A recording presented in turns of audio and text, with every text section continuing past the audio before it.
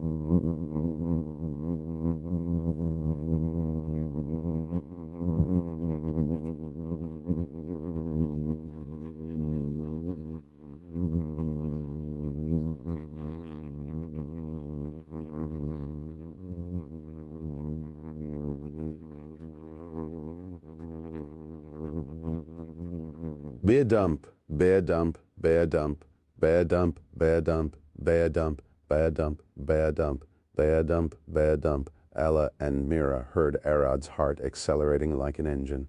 His breathing sounded more like a jet of air rather than exhale and inhale. Dragonfly, a bug with incredible wing speed and maneuverability.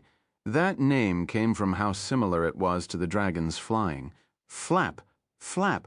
Arad's wings flapped so fast they almost became invisible.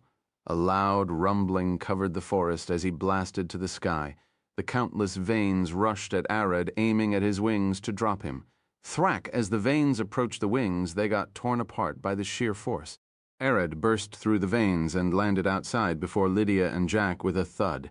His wings stopped moving as opened his jaw and dropped Aella and Mira thud. At that moment, the tree sent her vanes to tie him by the wings and started pulling him in. Arad glared back, growling. He couldn't start flapping his wings as clinch. The tree started pulling Arad and he held to the ground with his claws. The vanes stopped pulling and they lifted Arad instead. Crack! Arad's claws tore a chunk of the dirt as he got lifted. Huh! Arad gasped, staring down. The tree is strong enough to lift its weight, thwack. He got pulled into the ravine with a single pull. Arad! Aella rushed to the edge, firing her arrows at the vanes, but doing nothing. Arad opened his jaw. Aella and Mira aren't there anymore. Roar! He unleashed the strongest void breath he could muster at the tree. He isn't caring about the mission anymore. New veins emerged around the tree, forming a large wall that took the hit and got ripped to shreds. Flame cloak, Arad's body burst into flames, trying to burn the veins tying him. Crackle! Lightning cloak.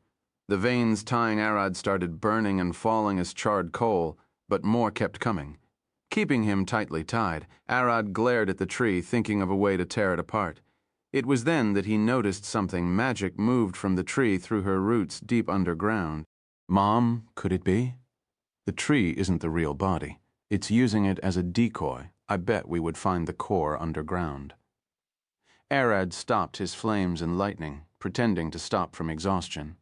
The moment he felt the veins on his boy get a bit weaker, he blasted down, following the magic-rich veins into the abyss. The roots kept attacking him as he jumped from one side of the ravine to the other. Your heart is down there, isn't it? I will rip it apart. At the surface, was that Arad?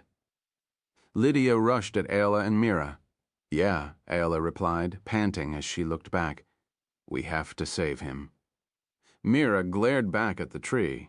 Let's hit it. Any distraction could help him escape. Lydia stared at them, scratching her head. I expect some explanation later. Let's get to work now. They could feel the ground beneath them shaking. Arad is still fighting. Lydia looked at the tree, pulling 2 potions from her pocket. I will give a good whack, she downed them. Aella pulled her bow. We're the only heavy hitters beside Arad. Let's hit it together, Aella growled, veins bulging on her neck as her eyes glow green. Lydia smiled. Jack, Mira, you two try to guard Aella. I'm charging in. Veins bulged on Lydia's face. She clenched her fist so hard that her blade turned bright red when the divine flames rushed forth. Bam! She ran forward as fast as she could, keeping her eyes on the tree. Aella stood at the back, pulling her bow back as the wind got violent around her. Thud! Thud! Lydia rushed toward the tree.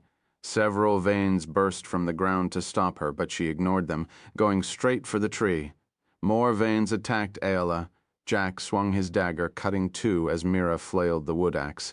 Please hurry, you know I can't fight, she cried, even though each of her swings tore a vein in half. Lydia reached the tree. Crack! Her foot dug into the ground as she swung her sword. Bam! A massive golden flame exploded from her blade mid-swing. Divine cleaver clap. She hit the tree with all she got, tearing several meters of wood. Aella. Aella took a deep breath, concentrating all her magic on the arrow. Lance of Zephyr. Bam! She released her arrow in a burst of air. The moment the arrow tip touched the tree, it exploded in a massive shockwave. The tree cracked where Lydia hit it, and it started falling back. They dropped it. Jack gasped. Swash! Veins rushed from the tree base and tied the tip. It sewed itself together before it could touch the ground. Bam! Veins rushed from the ground. They grabbed everyone by their legs and pulled them toward the ravine. Not after Arad has pulled us out. Alice screamed as everyone dropped into the abyss. Chapter 172. Bonus chapter. Underground heart. Cough. Lydia coughed blood, glaring down as the veins pulled her body toward the abyss.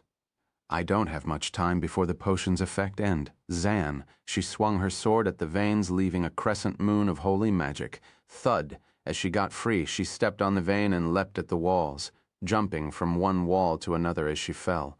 Lydia slashed the veins left and right. She freed Jack first. Jack, we need something to land on. I know damn last time I fell in a hole, I almost lost my shoulder. Jack growled, shifting his body to fall head first. He pulled an iron rod from his pocket, 2 gold coins going down the trash. He threw the rod down. Bam! The rod exploded, sending 2 sharp harpoons from each direction. It formed what looked like a massive hammock net. Bam, bam, everyone landed on the net. I see the bottom, but it's filled with stalagmite. Ayla shouted before glaring up. The veins rushed after them. There isn't much of them. I bet Arad is rampaging down there. Mira noted that there were much fewer veins rushing at them than the one that tied Arad. The tree focused on him more. I will clear the stalagmite. Follow me. Jack pulled some explosives and threw them down. They cleared a patch of the stalagmite as they exploded. Jack jumped down and swiped the jagged stones with his legs. Jump down! Ayla lifted Mira and jumped down while Lydia jumped last. From here, Jack had already found a small hole in the wall as he called everyone to follow him. As everyone entered the hole, Jack exploded the entrance and blocked the veins from following them. You trapped us, Mira cried. The veins can't dig through stones. This place doesn't have dirt. We're safe for the time being, Jack replied. He has been watching the veins all the time. Blug. Lydia puked blood as the potion effect ended. She fell to her knees, panting. Lydia, Jack rushed at her. I'm fine. Don't worry about me. She smiled, healing. Jack watched Lydia's body get covered with a faint golden mist as she healed herself. I'm fine, don't worry. She sat down. I can hear rumbling deep underground. Arad is still fighting. Ayla put her ears on the ground, listening. Lydia stared at Mira, waving her hand. Come here for a moment. Mira approached Lydia. What is it? When I was cutting those veins, they felt strange. Lydia panted, glaring at her sword. Tell me, what is the elder tree? All I know is that it's a magic-infused tree. Lydia shook her head. The texture, it didn't feel crunchy as wood. I felt a thud like cutting tough flesh. Is it a fungal wood? Mira blinked. No, but the roots of the elder tree are usually covered by fungal growth. I know it, Lydia panted. This thing isn't a tree? It's a fungal parasite. Lydia lifted her blade. I bet it has a core somewhere around here. The tree up is a decoy fungus. Are you saying that a fungus consumes a tree and turns it into an elder wood? Mira gasped. I don't know, and I don't want to know. Lydia panted. What I know is that those veins are fungus, which means I only need to smite the core to kill this thing. She glared at Ayla.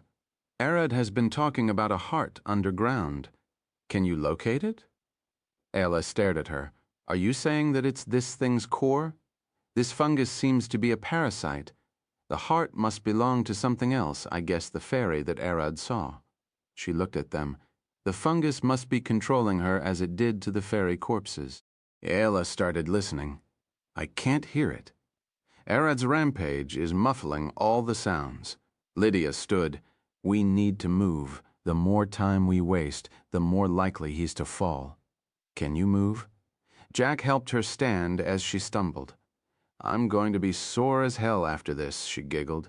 Bam, Arad shifted to his humanoid body. He leaped from one stone to the other as he dodged the countless veins and stones thrown at him. Thud. The veins caught a large stalagmite, throwing it at Arad. Clap. Arad closed his hands. Gravity magic to the left wall. The stalagmite flew to the side. Gravity magic to the left again. With those 2 casts, he redirected it back. Crack! When the stalagmite hit the wall, it opened a new path for Arad to take. The veins kept thrusting and trying to catch him, but they failed. He moved too fast and teleported when cornered trap here. The fairy voice rang in Arad's head. It sounded strange, crackling as if she can't breathe. Creak, stones moved at the wall, revealing a small hole.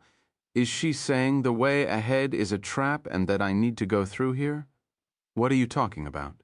The fairy. I can hear her voice, but it seemed strange. We don't know what to trust. It's your decision. Bud, Mauve. Nerad nodded. Let's give the fairy a chance. Arad rushed at the new path and kept rushing forward.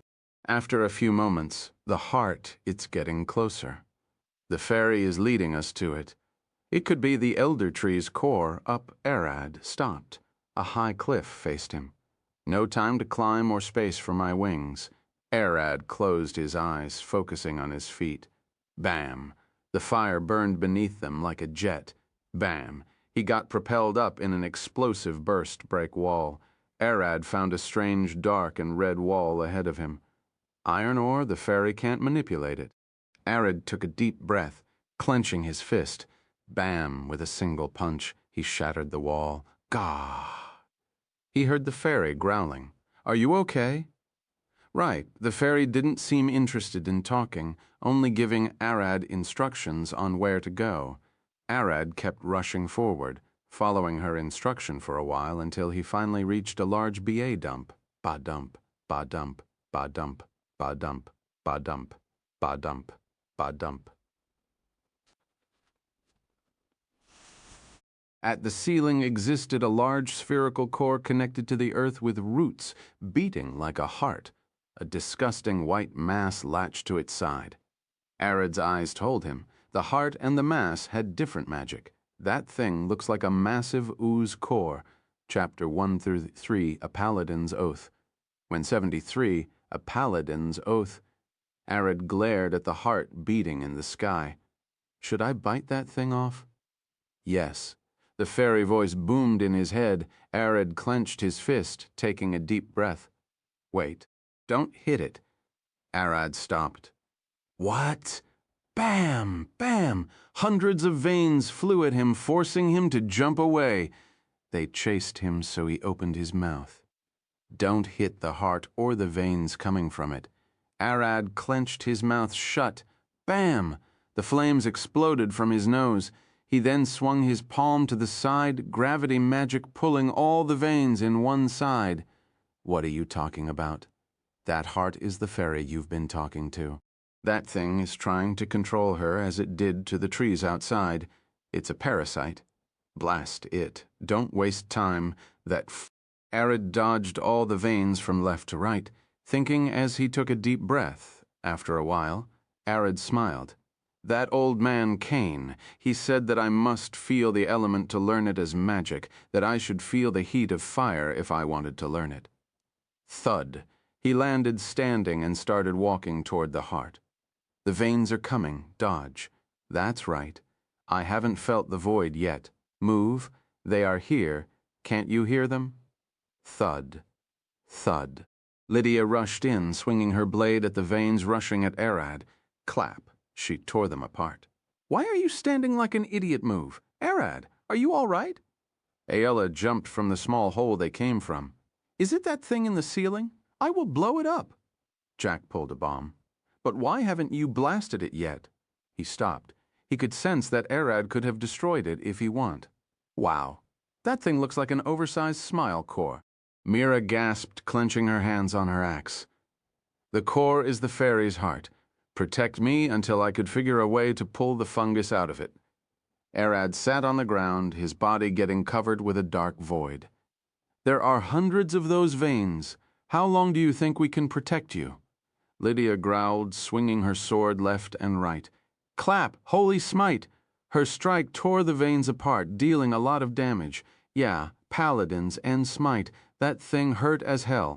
The paladin infuses his attack with holy magic and discharges it upon impact.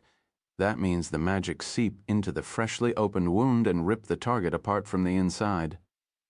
I see. That seems dangerous. But doesn't that mean only damage the one the paladin injured? Of course they are wholly driven knights. They can't go smacking everyone. Arad could sense the voice moving inside his body. Mom, I'm a Void Knight, right? Right, but the specific skills will show up when you grow older. Same with humans. They can't use skills before puberty to you. That's being a young adult dragon. I see, but I need to control my void. Can't I erase the fungus from the heart? Arad's void started rumbling. Bam! Bam! Bam! Aella fired her arrows at the veins, pinning them down for Jack and Mira to slice them. Lydia swung her sword left and right, each of him flashing with a golden light. Slash! One of the veins hit Lydia in the shoulder. Lydia! Jack shouted, throwing her a healing potion. Lydia caught the potion and bit the tip off. She didn't care to open the glass bottle, as she didn't have time. One vein almost hit her as she was drinking, and the contents spilt on the ground. With only half the healing, she stood panting, with her shoulder bleeding. Swash, a vein rushed at her, but she swung her sword, cutting the vein from the tip to the base with blood splashing from her shoulder. Mira saw her and gasped, "How could she move like that? Her body is ripping apart." Lydia's body started glowing with a golden mist as she mumbled. Veins rushed at Arad, but Lydia leapt in with several swings, ripping them apart. Blood started dripping from her eyes and ears as pushed her body over the limit. I see a paladin of life and protection. It's her oath. Under my name, those whom I have sworn to protect, they shall not see death before me. Lydia mumbled, bam, rushing forward with a heavy swing. Clap, holy smite. Not only do they hit harder than a bull on the berserker potion, they just don't know when to give up. Stubborn, arrogant, hard-headed, you can torture a paladin for decades and he won't break his oath. As long as their god approves of their actions, they can smite with his word and will. Paladins and clerics are holy classes. They follow a god and instill his will, and both of them will lose their power if their god abandoned them. Lydia isn't smiting with her mana. She is smiting with the power borrowed from her god. Her only limit is her physical endurance. How much can throw out before getting exhausted?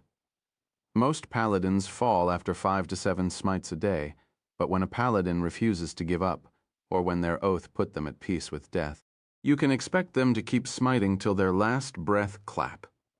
Lydia's expression froze in a passive face. Her focus rose to its utmost limit as she started blasting the veins left and right.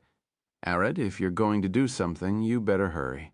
If you don't, Lydia will die standing like most paladins, bathing in the glory of her last battle.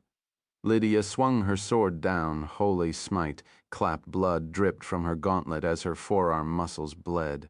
She shifted her position and swung up, holy smite. Blood rushed out of her nose. Her passive healing can't keep up. Chapter 174, bonus chapter, Controlled Void. Slep. Arad could hear Lydia fighting beside him. Hurry. Control your magic further. Copy that spell. Bam, bam. Ella fired 2 shots. I'm running out of arrows, she shouted. Her spare arrows are in Arad's stomach. She can't access them. Jack glared toward Lydia. Take those. He threw her 2 potions as he rushed forward, throwing explosives at the roots. I'm here. You flaccid fungus, Jack shouted, to get the fungus attention. What are you, veins or vines? Both are long and wiggly and spit fluid out when I cut them. Minoel. The fungus seemed to ignore Jack. It couldn't see him as a threat. The only thing the fungus saw was the mass of mana. Arad, you dare ignore me? Jack smiled. Lydia, ignore the roots and heal. I will take care of them. Lydia started drinking the potions as the roots rushed toward her. Where do you think you're going? Jack pulled his fist, dragging a thin silver wire. All the roots rushing toward Lydia got tied, falling to the ground with a wiggle. I wasn't running around blindly. Jack smiled, pulling a small bottle from his back. I brought this for if a fight with a treant took a turn for the worse, but you can have it. He dripped the bottle on the roots. They started steaming and bubbling without breaking down. I counted your roots. The number stayed constant at around 140. Give or take a few, Jack smiled. I only need to tie and immobilize you with a plant spray. Those are around 40. Bam, bam. More roots rushed forward, but Jack jumped to the side. Ayla, fire, as I told you. and make it count.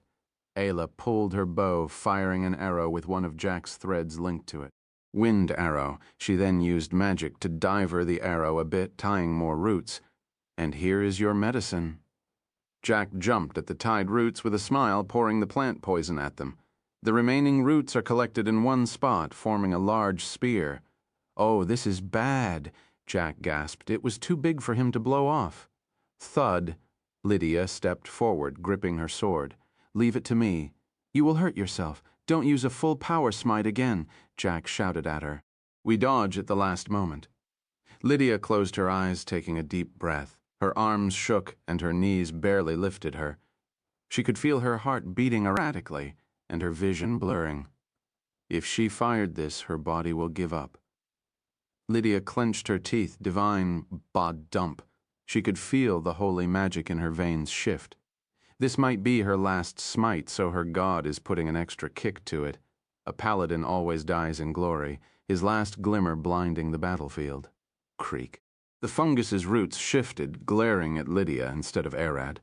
At this moment, she was far more dangerous than Arad. Crack. Lydia stomped to the ground, pulling her blade back.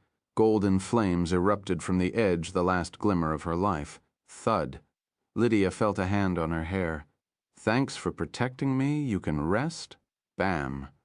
Her golden flames faded as she fulfilled her oath. She protected Arad with her life until he woke up. Thud. Arad walked past her.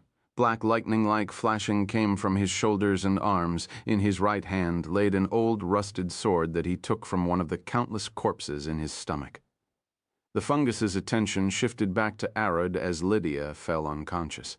This time, it was different. Lydia, and even Arad before, were like a raging flame of heat and magic.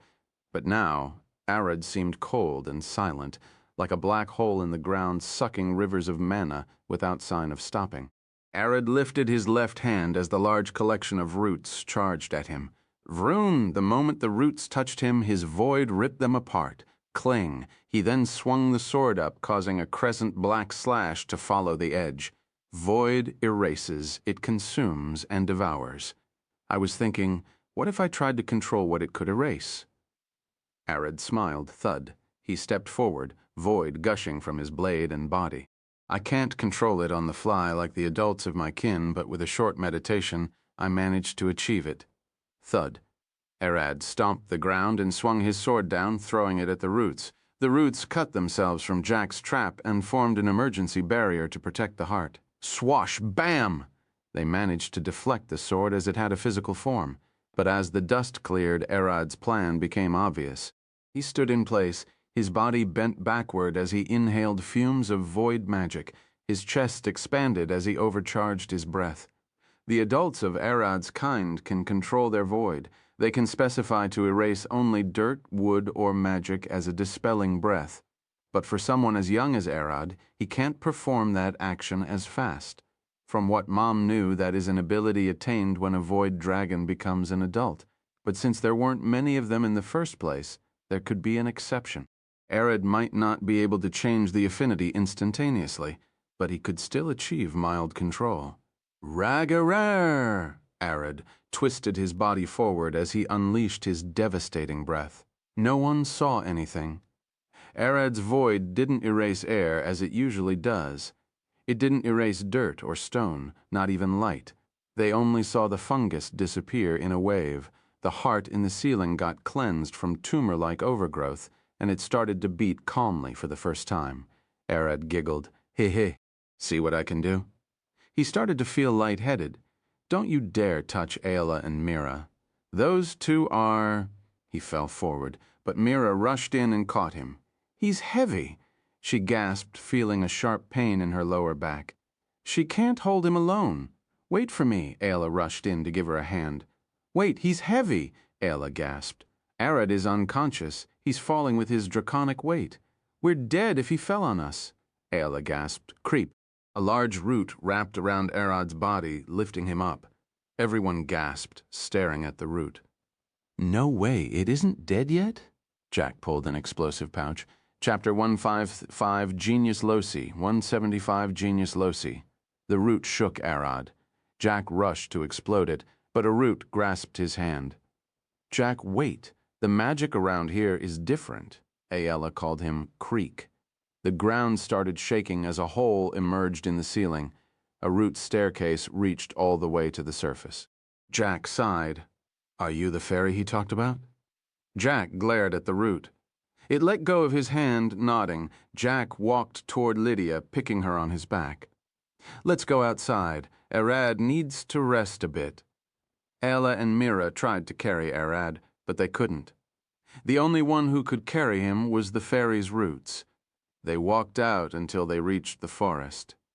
"Let's set camp here and wait for Arad to wake up. We can't carry him to the city like this." Ayala put her backpack down and started preparing for the camp. After setting everything, Jack laid Lydia in her tent and took her armor off. She had multiple muscles torn off, broken bones, and burn marks from overusing her magic. "A potion it is." He pulled one and poured it into her mouth. "You might take longer to wake than Arad, Ayala." And Mira looked at Arad. He didn't seem injured. It was probably exhaustion. In reality, it was more than that. Arad doesn't have full control over his void when he changed it to only erase the fungus. He changed all his voids, including the one in his body, instead of just the breath. That sudden change gave his body a shock, which knocked him off. It was as if a human ate too much salt and his blood became too salty. Time quickly passed, and it became nighttime. Arad opened his eyes alone in his tent. "You're awake?" The fairy sat on his forehead, glaring down at his eyes. "No, I'm asleep." Arad stood, and she flew to sit on his left tight. "Was that all the fungus?" Arad stared at her. No, but that was its heart. I should be able to recover in a few weeks now." She smiled. "That's good to hear. I hope the elder tree is still intact so we can submit it." He glared at her. "Don't worry, your breath didn't erase it. It's the fungus's reproductive organ, so it will remain for a while to spread the spores." The fairy smiled. "Of course. I ripped it off from the roots." "That's good. We don't want it spreading seeds and infecting other fairies like you. In fact, what are you?"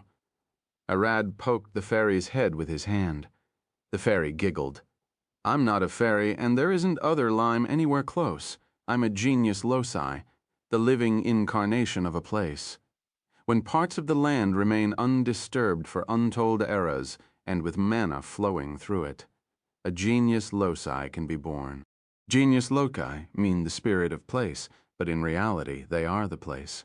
One can be a mountain, an isolated valley, a small lake, a deep cavern, or a single field, even a tiny moon in the night sky. I'm the forest. You're on my body now." The fairy smiled. "Wait, this whole forest is you?" Arad gasped. "Whole forest? Was that fairy a genius loci? She is?" "Wait, you know about them? Why didn't you say anything?" If this whole forest was her body, she could have manifested something to contact us. I suspected she was a dryad or something like that. The fungus weakened my body beyond belief. I was already dying when I first spoke to you. You can say I was asleep like you earlier, only my mind worked." Arad stood, lifting the fairy with his hand and putting her on his shoulder. "Can't you speak to the others? And why could you talk to me?" "I should be able to speak to the other when I heal. But since I spend most of my time hibernating, my base ability to talk to children remains active." Arad nodded. "So you remain asleep most of the time and only children can wake you up?" "Yep." Arad walked out of the tent to see the others sitting around the flame. "Arad, you're awake." Mira and Ella rushed at him. "I'm fine. What happened to Lydia?" Jack pointed at the tent. "Asleep. She should be fine tomorrow." Arad sat beside the fire, and a vine moved out of the forest. "Arad, this is—" Ayala tried to explain, but Arad nodded. "I already know. She's sitting on my shoulder." He pointed to the empty space on his shoulder. Ayala smiled. "She helped us get out. She's a genius loci. This whole forest is her true body. Every tree, flower, and speck of dust is a part of her. The fungus barely controlled a fraction of her power as she was sick." Arad looked at the wood burning in the campfire. "Those are parts of your body." "They are. But don't worry, they are like hair. Feel free to cut trees like any other forest. Those trees are her hair." Arad looked at everyone. By the way, how large are you? The fairy closed her eyes. My body is still a bit numb, but last I remember, the closed city at the forest edge is built on my body. Alina's city is built on you? Does that mean that my house on the other side is as well? Most likely, yes. But I wasn't focusing on everyone living on me. You would have to wait a few weeks till I recover. Arad giggled, explaining how massive the genius loci was. Jack gasped. Wait? Can she fold the city like a book? It takes too much energy to do that. I'm not used to moving, but once in the past, I could move those 2 mountains on my body. Arad started sweating as he saw the fairy point at the mountains behind his house, the one he took Aella to. Are all genius loci this big? My house is definitely on you. If you can move those mountains, I doubt it. I grew this large because too many powerful mages lived on my back. Even now, there is someone in Alina who I can't fathom the power in him. Chapter 176, Coming Back to Alina. Arad, can you help me get rid of the fungus seeds? Of course, Arad stood, stretching his arms. Where are they? Go to the elder tree. Arad walked toward the elder tree. As soon as he got close, he could see it. The fairy ripped all the tree's flowering branches and only left a large trunk. A large ball of dirt sat beside the tree. The seeds are here. Please burn them. Arad pulled his sleeves up. Want me to stick my hand inside and use fire magic? He touched the large ball. Arad pushed his palm inside the ball of dirt. With a red spark, his flames gushed form to burn everything inside and put an end to the fungus. Let's make sure this fungus never comes back again. Yeah, say, do you have a name? No, but you can call me Losi. The next morning came and Lydia woke up. She still couldn't walk, so Arad carried her on his back as they returned back to the city. Lydia and Jack stopped by the inn as she needed to rest. Arad, Aella, and Mira headed straight for the guild to report the tree's location. How did the mission go?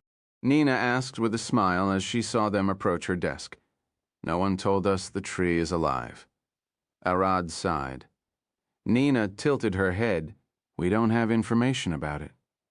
Mira went with you to cover that gap. If she didn't know, there is no way we can. Arad glared at her. This could have been a TPK. Register that dealing is dangerous. Aella sighed. I will give the details of the quest. Aella and Arad gave Nina the details, only omitting the fact they talked to the genius loci and its power. The tree was a parasite fungus that infected a genius loci. I will make sure everyone with such a quest in the future know of that. Nina smiled as went to bring the reward. Chuzuke left you a reward as a basic 10 gold coins, with more depending on the size of the tree you found. That means you have to wait until his expedition comes back. Nina smiled. How long will that take? A few days. I chose this instead of a base payment since you will get more out of it even for a small tree. Arad stood. Then we will go rest. Arad and Ella walked out of the guild with Mira. See you later. Mira smiled, waving her hand as she headed toward her home. Later that day. Knock, knock. Arad was sitting on the couch in the living room when he heard the door. He glared at it as he already could feel the person outside, coming. Ella walked toward the door and opened it.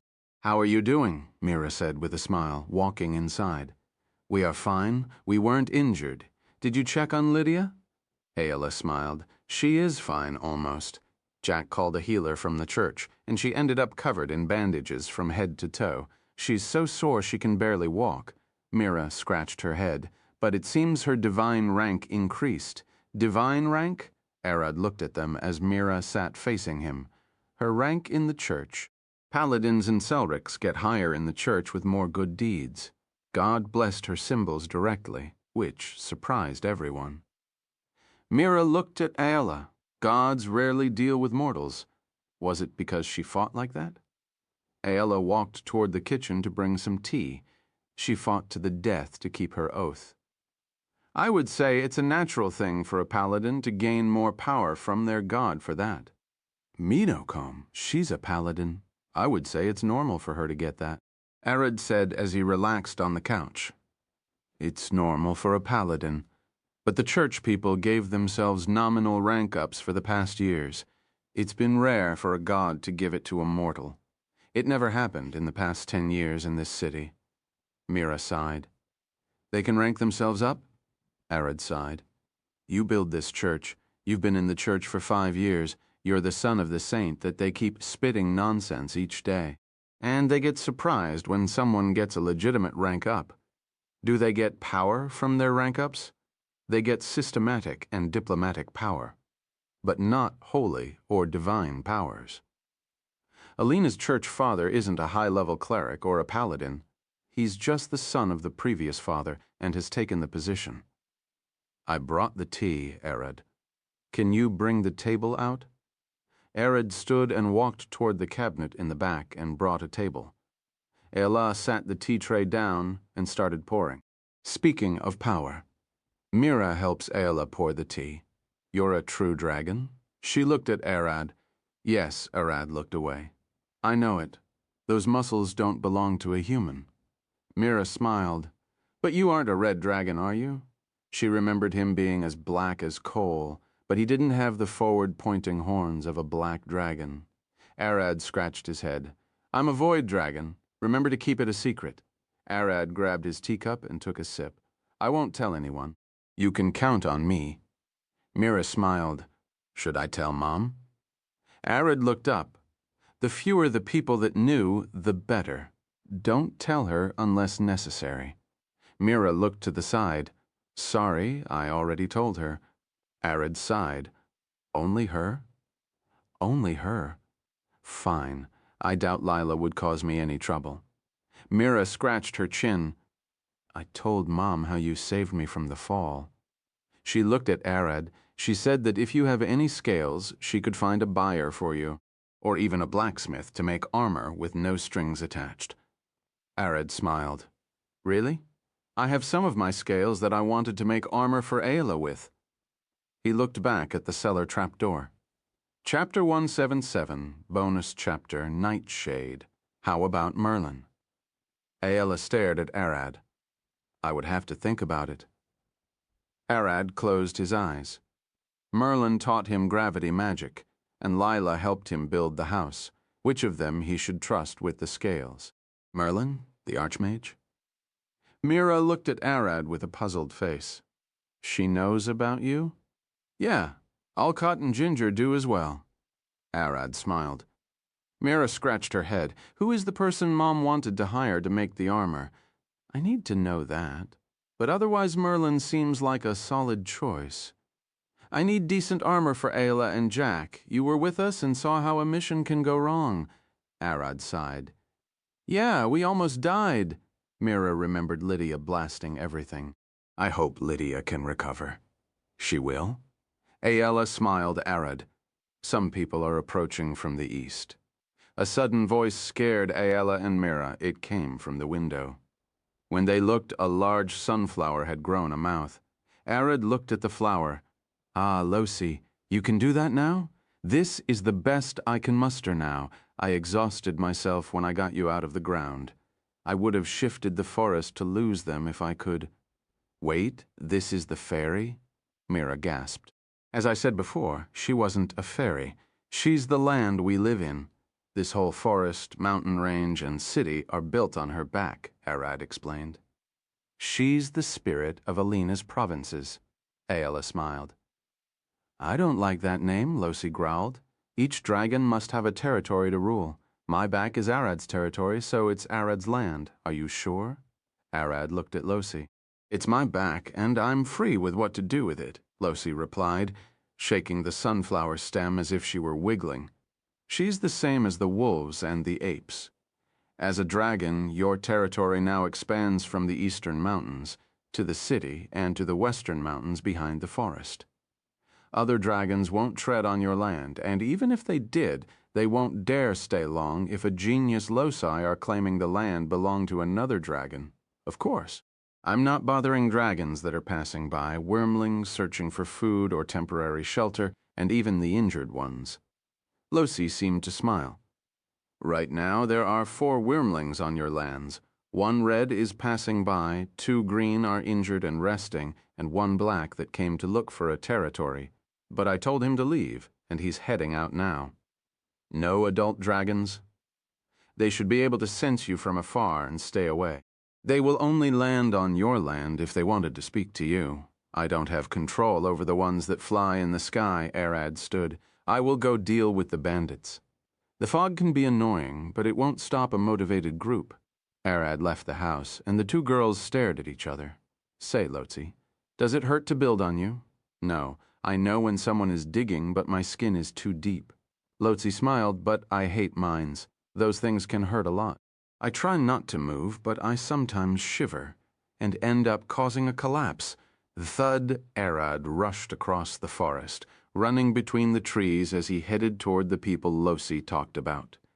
Arad stopped and stood behind a tree, glaring with a single eye. The people Losi talked about looked strange.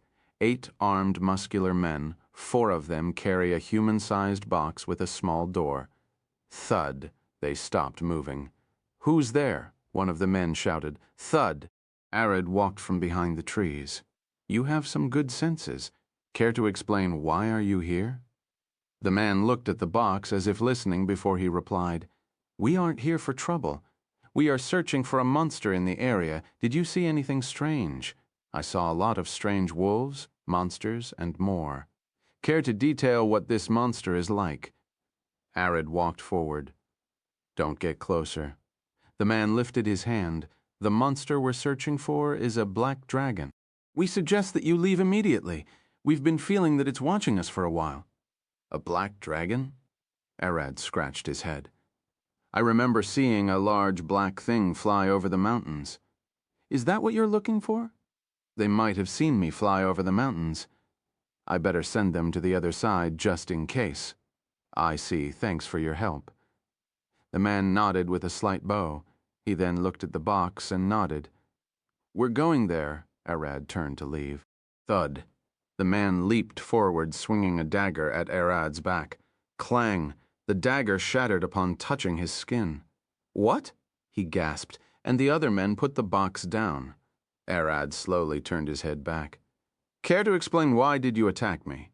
"I didn't lift my hands first, did I?" "Bid? Nov. Thud." The man walked back, stumbling on the bushes. "How could a human survive a stab? You didn't even get injured," he growled. "I'm an adventurer, and my skin is hard enough." Arad opened his arms. Those muscles should be enough proof. He pointed at the man's dagger. Such a tiny weapon can't match the fangs of a beast. 2 of the men stared at the box, and they glared at Arad. They slowly stood like wolves and rushed to surround Arad. "Sorry, man, but this is your unlucky day," they pulled words. "You've been looking at that box a lot." Arad smiled. "Are you getting orders from someone inside?" He looked at the box. "I smell blood from there." "Yeah, we're getting orders from there, but that doesn't matter to a corpse, does it?" One of the men smiled, swinging his sword at Arad. Clang. Arad caught the sword with his hand. I see, he smiled, his eyes blood red. He could see 2 faint dots on the man's neck. Arad looked at the box. "Get out, or do you fear the sun?" Chapter 178. Underlying Danger. 178. Underlying Danger. "Speak," Arad smiled. "Why are you silent, clan?" The men swung their swords at his neck, but they couldn't pierce his skin. "What?" The men gasped. "Impossible." Creak! The box's door slowly jerked open. A long leg wearing black pants and shoes extended out. "Fine. You want me out. I will get out." Swash. A bottle flew out of the box, cracking on a nearby tree as a long man walked out. As the man stood, he was almost 2 meters tall, with long black hair and red eyes, a thin build and a face covered by a semi-transparent veil. "What are you?" the man asked. "The owner of the forest." "You're treading on my land," Arad smiled. The man scratched his chin. "You're such a peculiar man. You got me interested. You smell weird." "Same for you," Arad smiled. "I know the scent of blood when I smell it. Vampire, the man growled. You're a sharp one, aren't you? A vampire hunter, I presume with how you reek of our blood. The man sighed. It's weak. But how many of us have you killed to have our smell attached to you? Arad smiled. Do you need to know? Neither you nor your men are leaving this place alive. I was about to ignore you, but you decided to attack me. I knew your blood smelled sweet from the moment my eyes fell on you. I merely wanted a taste. The man smiled, pulling a rapier from his waist. Kill him. They pulled their swords back to swing again, and blood splashed. A radiating wave of void burst from Arad's waist, blasting them away. What? The vampire gasped. Clench. Arad leapt forward, grabbing him by the neck. He fool! The vampire's eyes flashed red as he glared at Arad. Nothing happened. I felt a bit of tingling up my nose. Did you try something? Arad smiled. Impossible. Your eyes should have exploded. Blood magic? Sorry, but that won't work. No way. There are 2 cases where blood magic won't work. Overwhelming difference in power, or a higher vampire. The vampire glared at Arad. You sent? It's clear from this close. I see. Arad smiled. Guess I'm higher ranked than you. How do you hide your presence from other vampires? You can't, you fool, the vampire growled. Let me go. No way. You already attacked me, so sorry. You're all dead. Especially since you know me, a vampire who can walk in the sun. I bet you need servants I can serve you in exchange for blood. The vampire cried. He used a potion to be able to walk in the sun. He tried to attack you and was looking for a black dragon. We have no way of controlling him, so he dies. Sorry, it's not your lucky day.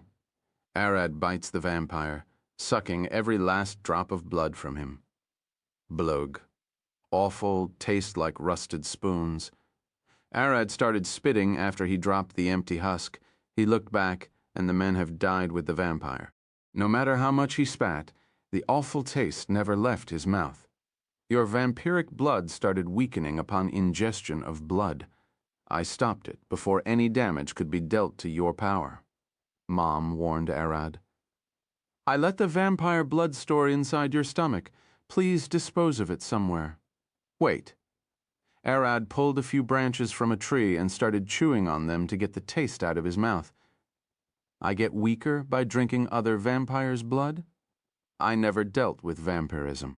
But for now, I will set it that you get weaker if you drank blood from vampires weaker than you. We have to ask Ginger for further explanation. Now that reminds me, Mira knows I'm a dragon, but she's clueless about the vampire and wormwolf part. Arad scratched. You think she would get scared? Vampires suck blood and werewolves eat flesh. I'm sure she won't find that pleasant. Arad scratched his head. But dragons eat the whole thing. Vampires might only suck blood, and werewolves might only go after the flesh and chew on bones. As a dragon, you eat the whole body. Yeah, dragons could be more terrifying. Arad giggled, remembering the red dragon Alcott told him about and how he only ate young women. Arad, a flower opened a mouth. A party is fighting a troll to the east. 7-people caravan lost their way to the south. And there is a couple of griffins trying to set a nest in the mountains. Let them deal with it alone. And don't report everything to me unless they are getting closer to my home or trying to harm the land. The griffins are setting a nest in your land, Losi said, wiggling its stem. Arad closed his eyes, thinking of 10 plans. He then took the best. I don't want them to go somewhere else. Their strength might be useful in the future. Flying mounts for Aela? Yes. For that? Let's wait until they lay eggs and can't run away before going to visit them? Arad smiled, heading back home. Back home, Arad found Aela and Mira had already cooked dinner. This time, the meat looked quite nice and pink. This looks good. Was it you, Mira? Yeah, she's amazing, isn't she? Aela smiled, albeit I won't say I find that appetizing. Myra stared at Aela. Arad is a dragon. You can't cook his meat too much. He might prefer it raw. Arad sat at the table. You can cook it, but don't overdo it. The 2 girls sat to eat with him. After dinner, Arad stared at Mira. Was it Lila who asked you to come here? Mira giggled. Yeah, she's trying to push at you. She scratched her chin. Arad stared at her standing. You two prepare tea. Losi found some monsters. I will go with you, Ala stood. No, you remain here with Mira. I will be back soon. Arad left the house. I didn't say anything about monsters. A flower spike. I doubt Lila is that simple. I'm going to check on her. Arad clenched his fists. She sent Mira to you to protect her from the Lord's wife men. Bam. Arad rushed forward as fast as he could. Chapter 17:9, A Twisted Truth. Ma'am, bam, bam. Arad ran forward, his eyes focused on the city. The wall is getting closer. Should I ask the guard to open the gate? No, it will take time. The guards on the walls clenched their eyes in the dark. Someone is coming, one of them mumbled. Void walk, Arad teleported directly behind the gate since he knew it will be empty. I was wrong, there's nothing out there. The guard returned to his post, oblivious to the dragon that snuck in crack. Each of Arad's steps left an imprint on the road as he accelerated, increasing his weight slowly to get more traction. Clang! Clang! Arad's ears tingled as he heard steel clashing. A fight is ensuing on Lila's street. I was right. Lila knew someone will target her, and Mira, since they took Chozuke's side. She sent her daughter to me to keep her safe while she remained as a decoy. Bam! Arad's nose started tingling blood. He can smell it in the air. Void walk, he teleported forward to cut the distance. A man rushed down the stairs of Lila's house, scared as two other men followed him. They jumped down and crashed onto Lila's stashed goods and causing a mess. Clap. A lightning bolt zapped across the room, killing one of the men as the other two rushed outside. We're safe, damn it. The two men smiled as they tried to run across the street. Thud Arad rushed past them. His hands shifted into claws as he ripped across their necks. Splash, blood splashed in the air. But it was absorbed into Arad's stomach with the corpses before they could hit the ground. Arad stared at the shop door, seeing Lila walk out with a spiked steel rod in her hand. Abel, standing behind her, covered in blood. Arad, what brought you here? Lila gasped. I felt that you might get attacked. Arad looked at Lila and Abel. Was it her? He glared at the Lord's mansion with veins popping on his forehead. I will burn it to the ground, Lila gasped, feeling the immense pressure coming off Arad. She knew he was a dragon, and that wasn't an empty threat. He was merely stating a fact. Wait! Abel caught Arad by the shoulder. Listen to me for a while, will you? Arad glared at Abel. What is it? It wasn't stepmom. I was investigating her, and something seemed off. Those aren't even her men. Abel glared at the mansion. I check on her intentions, the latest contacts, and it only got weirder. Arad looked at Abel. Are you saying someone is setting her up? Abel and Arad walked back inside the shop where they sat on the rubble. 3 days before a diviner discovered the elder wood, a woman came to the mansion and talked with stepmom about a deal. She said the royal family was looking for rare furniture for the princess's wedding, and they will pay handsomely. Lila looked at Arad. I also heard of that. I know one of the maids in the Lord's mansion, and she told me, so I can get anything rare I have to sell. Abel scratched his head. The problem is that woman disappeared after 1 day without a trace after the slap incident. I bet stepmom wanted to make furniture from the elder wood to sell to the royal family. Lila sighed. That would have changed everything. The city will get a favor with the king and a crap ton of money. I would say it would be a better financial decision than that kid Chozuke. Arad looked at them. That doesn't change the fact you were attacked. Listen to me, Abel started at Arad. I got enough dirt on stepmom to bury her alive, but those weren't her soldiers. He sighed. They even went to the trouble of stealing her men's armor to look like them. Someone is trying to set her up. Abel approached one of the corpses and removed the helmet. Look, it barely fit him. The man's head almost didn't fit in the helmet. Arad approached the corpse and looked closely. He noticed a bite mark on the neck. Look, he pointed at them, and Abel and Lila took a close look. Vampire? Abel gasped. For real? But how could it be? Lila gasped. Arad stood. Lila, I will take you to my house now. He then looked at Abel. Go inform Alcott about this first, and then the guild. Alcott is out on a mission. He left 2 days ago with Ginger. Then inform the guild and make sure Nina is the one to know first. Arad walked toward Lila. We're heading out. Wait, let me lock the place down first. Lila ran back inside to bring the keys as Abel left. Arad looked at the road. Losi, sorry, I can't conjure anything besides you now. The street is blocking me. Losi was the nature the city is built on. She might control the dirt beneath the stone roads, but those man-made stuff aren't a part of her. Fine. Did you know where those men came from? I didn't see any of them enter or exit the city, but keep in mind I wasn't paying that much attention in the last few months, and that looking inside the city is harder than the forest. Then keep an eye on the city skirts for anything strange. I will do that, and I will try to grow plants between the street stones and buildings, but it will take some time since I'm still recovering. I'm done. Lila approached Arad with a massive bag on her back. Don't push yourself too much. Arad touched Lila's back, absorbing it into his stomach. You can store all that? Arad stared at her. You can carry it? He smiled, carrying her in his hands.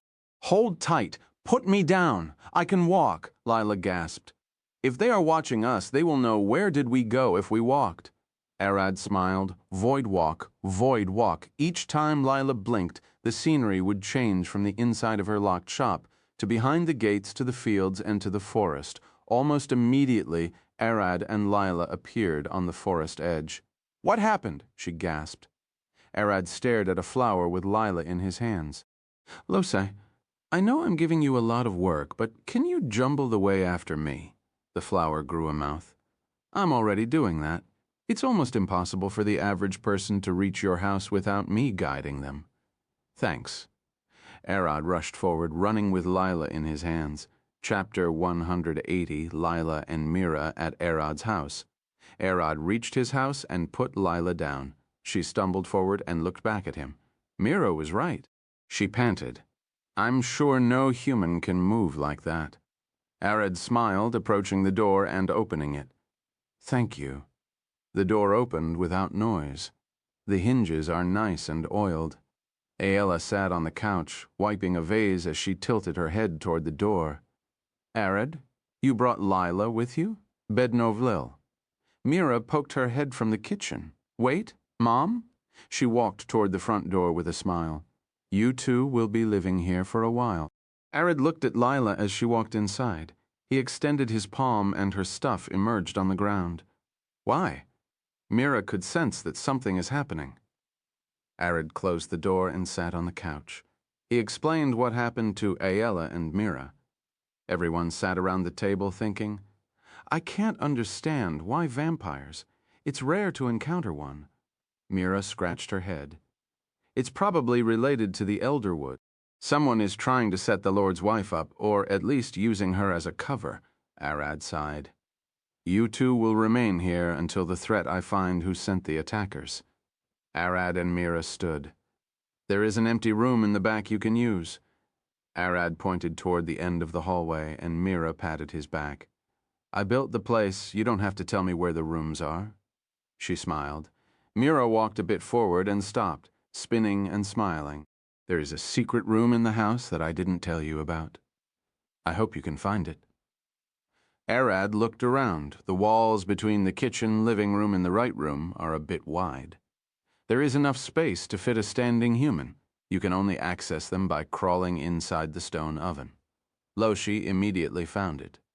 What would I get for finding it? Arad smiled. Lila started moving their stuff to the room as Myra stared at Arad for a while. I know how to massage well. Mom always needed some after a day of work. I'm sure you also could benefit from one. Myra approached Arad with a grin. But if you didn't find it by tomorrow? The walls between the kitchen, the living room, and the right room, Arad immediately spoke, stopping Mira mid-sentence. Mira glared at Arad for a while, Her eyes slowly closed and opened as her head gently shook. How did you... Don't underestimate a dragon. Arad smiled. Lila walked by and looked at Arad's face and then at Mira. He knew before you made the bet. I saw his eyes lit. She patted her back. You should have told me, Mom, Mira cried, finding out that Arad tricked her. That's your fault for not watching his eyes. You rarely trust people, but you dropped your guard for him. You're progressing well. Lila smiled and then looked at Arad. You're doing a great job. A month ago, I don't believe anyone if they told me Mira would act like this with a man. Keep it up. She patted Arad on the back as she took the rest of the items. Mira glared at Arad, punching him in the stomach. Her face was bright red. Arad laughed and she punched him again and again. Her hits didn't hurt him, but they tickled. Mira didn't feel like she was punching something hard or soft. Her fists felt no recoil hitting him, as if they slowed down before the impact. That feeling exhausted her rapidly, as if she was pushing against an invisible force. Myra leaned on her knees, panting. What are you made off of? Arad looked down at himself. I'm made of myself. Mira gave Arad one last punch before turning around. I'm going to help Mom. Wait. When do I get my massage? Arad called her. Mira froze in place.